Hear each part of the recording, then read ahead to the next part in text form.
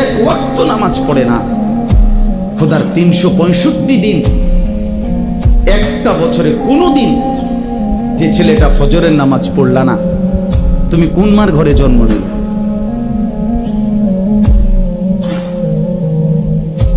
তুমি কোন বাপের ঘরে জন্ম নিলা? তোমার মায়ের 2 বছরের দুধের হক কি আদায়? মুসলমানের বাচ্চা এত বড় গাদ্দার হয় কেমনে বেটা?